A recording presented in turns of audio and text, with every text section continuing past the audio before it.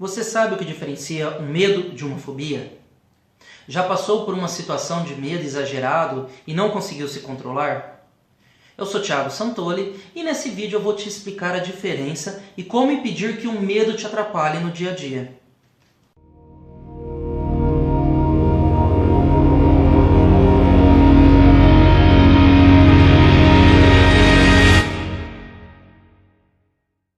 Bem-vindo a mais um vídeo do meu canal.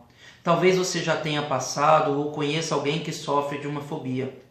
Antes de entrar no tema, eu preciso dizer sobre o processo de aprendizagem de nossa mente. Basicamente, nós aprendemos por repetição, que é quando ouvimos ou fazemos algo várias vezes, ou por uma carga emocional. Pode ser essa carga positiva ou até mesmo negativa.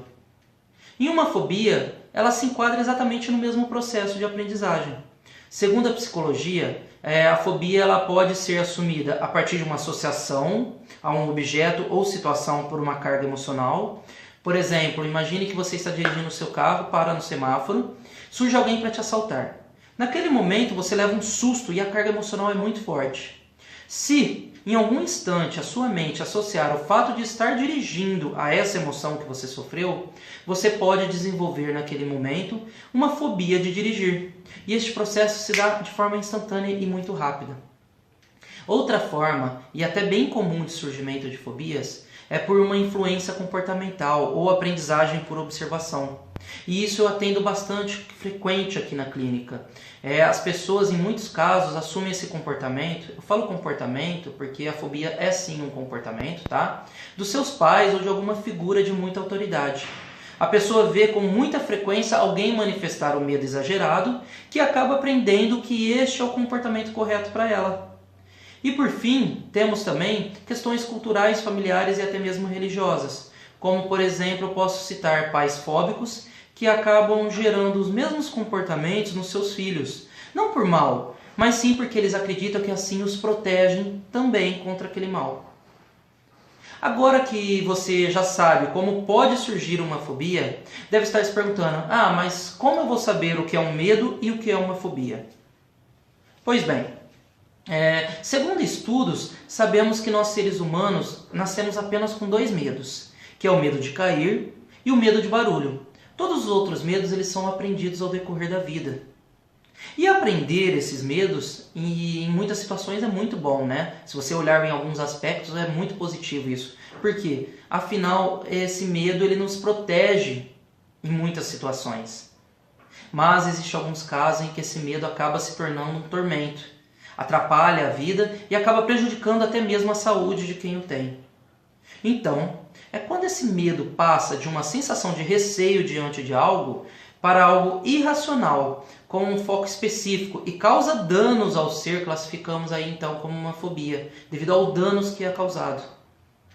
Entre os principais tipos de fobia estão fobias de animais ou seres específicos, fobias de aspectos naturais e do ambiente, como trovoadas, enchentes, terremotos, fobias de sangue, injeção, ferida, fobias que são de situações específicas, como andar de avião, andar de elevador, subir escada. E também as fobias que não têm uma classificação. Por exemplo, medo de vomitar, medo de contrair uma doença, medo de casar, medo de escuro. Em muitos casos, essas pessoas que sofrem com a fobia, elas sabem que o problema não está relacionado ao objeto ou à situação, e sim à sua própria percepção. É muito comum ver alguém que tem medo de barata, por exemplo, fobia barata, essa pessoa falar que sabe que a barata não a fará mal, que sabe que a barata não é um monstro. Mas quando você pede para a mesma pessoa descrever a barata, ela diz que a barata tem garras, que a barata tem olhos que dá raiva, que a barata é um monstro, que a barata é assustador, e por aí vai. E isso não condiz com a realidade do que ela acabou de dizer antes. A melhor forma de se tratar uma fobia é você mudar essa relação, tá? Entre o emocional do indivíduo e o objeto ou situação que provoca o medo. Ou seja, ele mudar a sua percepção quanto a isso. E para isso existem muitas terapias que podem ajudar. Como por exemplo, aqui na clínica eu uso hipnose e programação neurolinguística. Esse processo ele leva no máximo 30 minutos e os resultados eles são incríveis.